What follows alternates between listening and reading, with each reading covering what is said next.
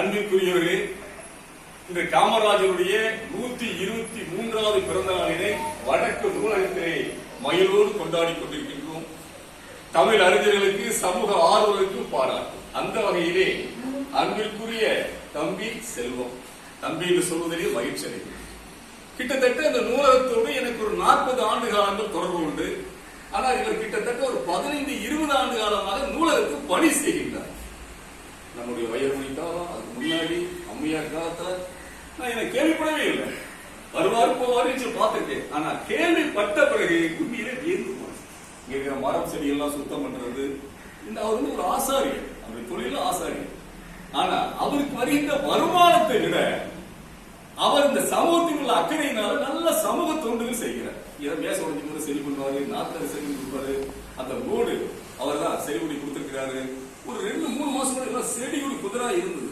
யாராவது மரத்தை வெட்டிட்டு இருக்காரு. நூலகத்தை கேட்கிற யாருமா ஐயா இதுதான் சொல்றாங்க. அவர் உரையாளா இருந்த அந்த நூலகத்துடைய கிளைகள் எல்லாம் அதை செதுக்கிறாரு. அதெல்லாம் அவரே எல்லாம் சுத்தம் பண்றாரு. உண்மையிலே வியந்து போறீங்க. ஒரு அருமையான இந்த நல்ல மனிதரை பாராட்டுவதன் மூலமாக நாங்கள் பெருமை அடைகிறோம். அவர் எதிர்பார்க்க தன்னை பாராட்டணும், தன்னை விருது கொடுக்கணும், இந்த தம்பி எதிர்பார்க்கிற செல்வம்.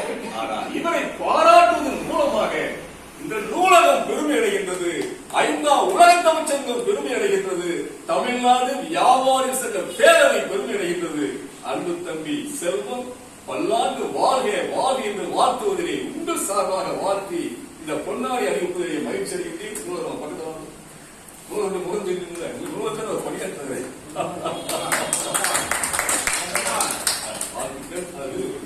அவருக்கு விருது வந்து அவருடைய பணியை பாராட்டி இவருடைய பெயர் காரை டி செல்வம்.